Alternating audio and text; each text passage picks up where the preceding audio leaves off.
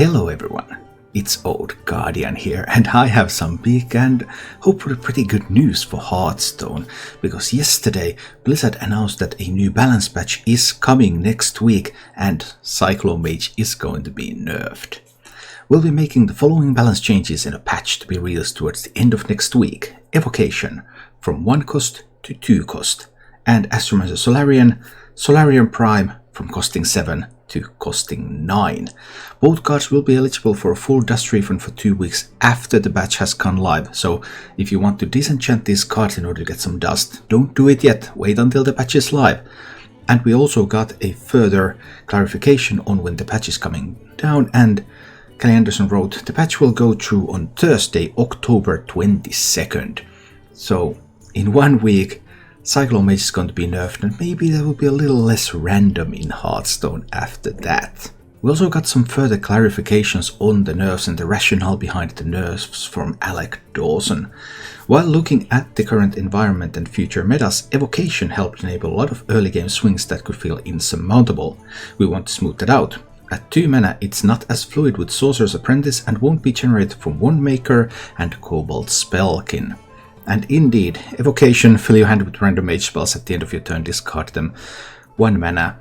One of the biggest issues right now in this created by meta is that there are many ways to tutor for 1 mana spells. You can get Cobalt Spellkin to generate random 1 mana spells. You can use Wandmaker to generate random 1 mana spells.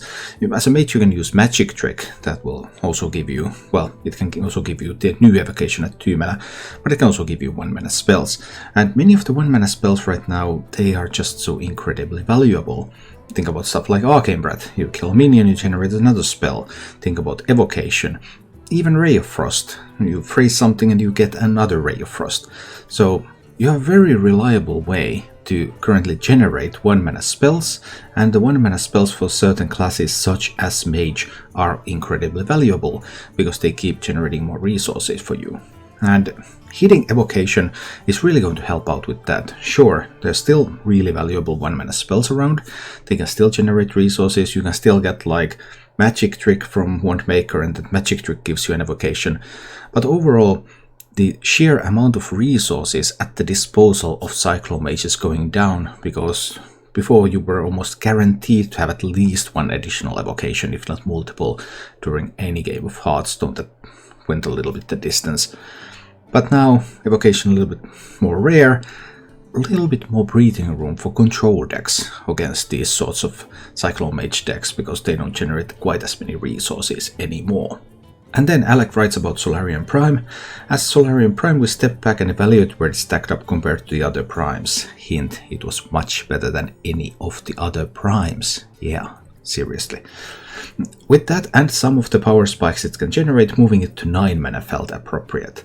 So Solarian Prime's from 7 mana to 9 mana. This has a couple of effects. One of them is that Scholomance becomes weaker against aggro. It was already weak to aggro, and now it's going to be even weaker, because in some of those aggro games you just got the Astromancer Solarian early, you drew your Solarian Prime early, and Solarian Prime could totally swing the game that you were just about to lose against aggro.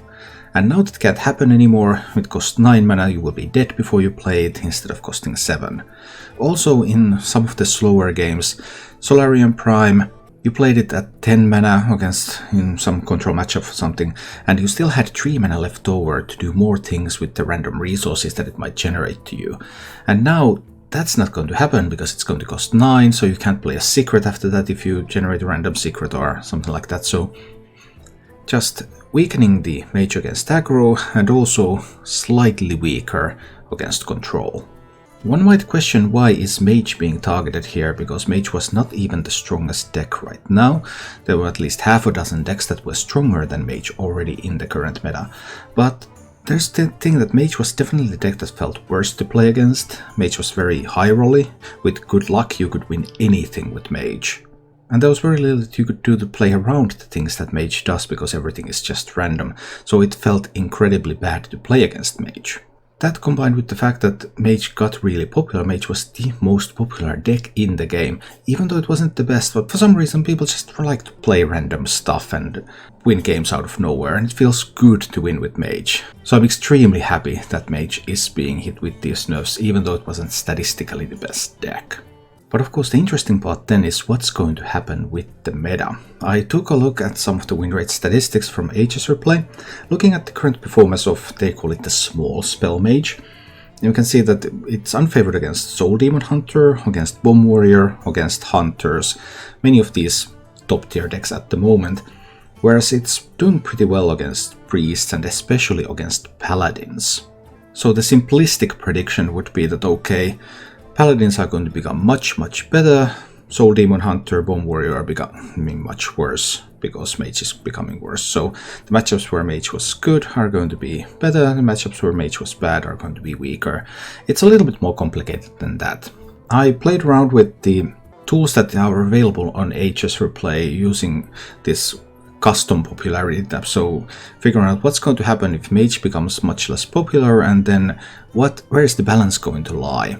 Like initially, what if the other meta stayed the same? Well, then some decks shoot up real high above, others decks go down below, so then after that the ones that are really popular are going to start to be countered, their counters become more popular until we reach sort of an equilibrium state where we get the win rates of the decks closer to 50%. And doing this exercise I came up with something like this when I went through the numbers.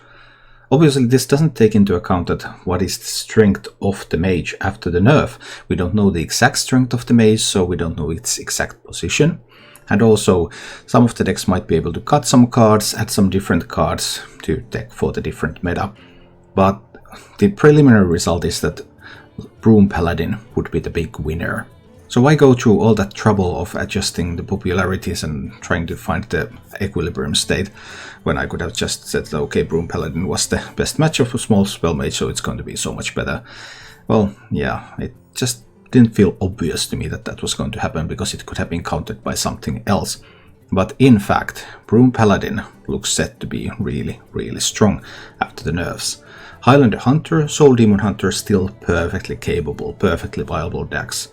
And a couple of interesting things. It looks like Rogue might have some things that Rogue could do in the future in this sort of meta against stuff like Paladins.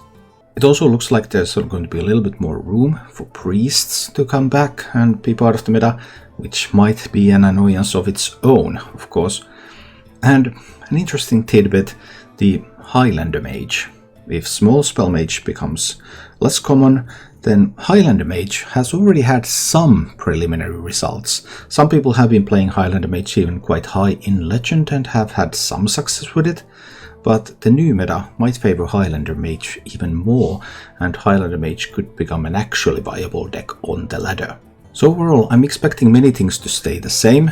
Broom Paladin, Highlander Hunter, Soul Demon Hunter, they're already the top decks, and they're still looking really good. But we can expect to see a little bit more Rogues, Priests, and maybe some Highlander Mages in the upcoming meta after Cyclone Mage gets nerfed. Will be interesting to see what's going to happen over the next couple of weeks as the meta starts to adjust and how the nerfs will really affect it. I'm really looking forward to this one. Thank you for watching. If you enjoyed the show, please click the like button and subscribe to my channel for more.